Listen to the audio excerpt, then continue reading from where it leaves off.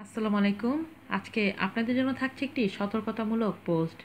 দেখে নিই আমরা সেই নিউজটি কি। যা আছে সব দিয়ে নেমে যা, নইলে চিৎকার করব।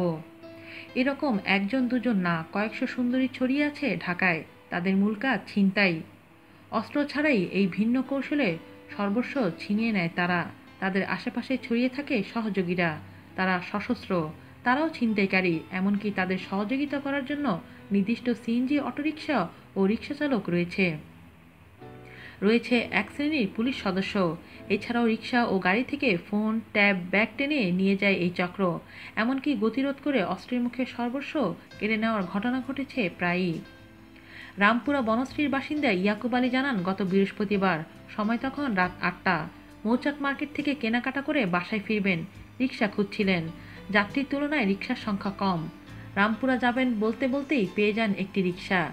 উঠতে একটি মেইলি কণ্ঠের অনুরোধ, ভাইয়া, আমার বাসা ওদিকে, অনেকক্ষণ রিকশার জন্য দাঁড়িয়ে আছি, কিছু মনে না করলে আমি কি আপনার সঙ্গে যেতে পারি? প্রবাস ফেরত ইয়াকুব আলী চিন্তা করছিলেন কি করবেন। এরই মধ্যে তীরসাধ্য ওই নারী রিকশায় চেপে বসেন। নানা কথা বলে ইয়াকুবের পরিচয় জানেন এবং বাসার ঠিকানাও জেনে নেন। কেনাকাটা সম্পর্কে জানতে চাইলে ইয়াকুব বলেন, সময় কম তো, তাই তেমন কেনাকাটা করতে পারিনি। রিকশা তখন রামপুরায়। রিকশার গতি কমে যায়। হঠাৎ ওই নারী বলে, তোর কাছে যা আছে সব দিয়ে নেমে যা, নইলে চিৎকার করব। তুই আমার রিকশায় জোর কইরা উঠছোস, আমাকে আজেবাজে কথা বলছোস। হতভম্ব হয়ে যান ইয়াকুব। কিছু বুঝে ওঠার আগেই রিকশার আশেপাশে দাঁড়ায় কয়েক যুবক। ওই নারী বলে, ওরা আমার লোক, চিৎকার করলে মারও খাবি, টাকাও দিবি। বাধ্য হয়ে পকেটে থাকা ৭,০০০ টাকা তুলে দেন, এমনকি স্ত্রী ও বোনের জন্য কেনা দুটি শাড়িও।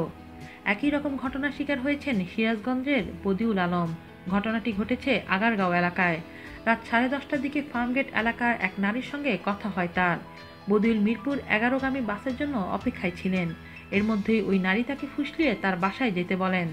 অল্প টাকার বিনিময়ে তালতলার বাসায় সময় কাটানোর প্রস্তাবে রাজি হন বদিউল। রিকশাযোগে আগারগাঁও এলাকায় পৌঁছার পর রিকশা চালক থেমে যায়, জানায় রিকশার চেইন পইড়া গেছে।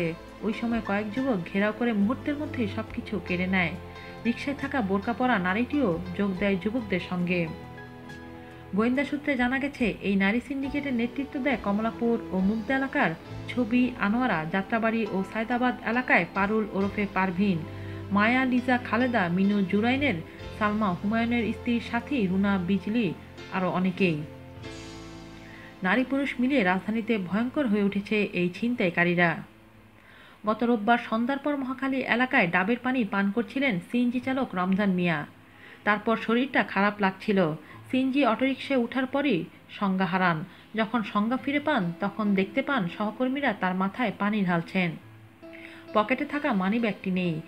গোয়েন্দারা জানান, চক্রটি ডাবের পানি, খেজুর, চা, কফি ও তরল দ্রব্যের সঙ্গে চেতনানাশক ট্যাবলেট মিশিয়ে নিজেদের সঙ্গে রাখে। তারা হকার ও যাত্রীবেশে বিভিন্ন গণপরিবহনে উঠে। তাছাড়া bus stand, rail station, launch terminal সহ জনসমাগম স্থলে নিরীহ যাত্রী বা পথচারীদের টার্গেট করে, তার সঙ্গে সখ্য গড়ে তোলে। এক পর্যায়ে চেতনানাশক ট্যাবলেট মিশ্রিত খাবার খাইয়ে ওই ব্যক্তিকে অজ্ঞান করে সর্বস্ব লুটে নেয়। ঈদ, পূজা, রোজাসহ অন্যান্য উৎসবের সময় তাদের তৎপরতা বৃদ্ধি পায়। এই ঘটনায় আহত হয়েছেন রানা, সুমন ও নাসির। শনিবার রাতে ছিনতাইকারীদের কবলে পড়েছিলেন বেসরকারি টেলিভিশনের সাংবাদিক মাসুদা লাবনী। মোহাম্মদপুরের আড়ংয়ের সামনে যানজটের মধ্যে ঘটনা। মাসুদা লাবনী জানান, অফিসের গাড়িতে বাসায় ফিরছিলেন। গাড়িতে বসে ট্যাবে ফেসবুক ব্যবহার করছিলেন। হঠাৎ লক্ষ্য করেন জানালা দিয়ে তার ট্যাবটি টেনে নেওয়ার চেষ্টা করছে এক যুবক। সূত্রে জানা গেছে, এসব ঘটনার দস্যুতা কখনো কখনো চুরির অভিযোগে মামলা হয়, কোনো কোনো ক্ষেত্রে ডাকাতি মামলাও হয়। ছদ্মবেশে অধিকাংশ মার্কেটের সামনে কাজ শুরু করেছে গোয়েন্দারা।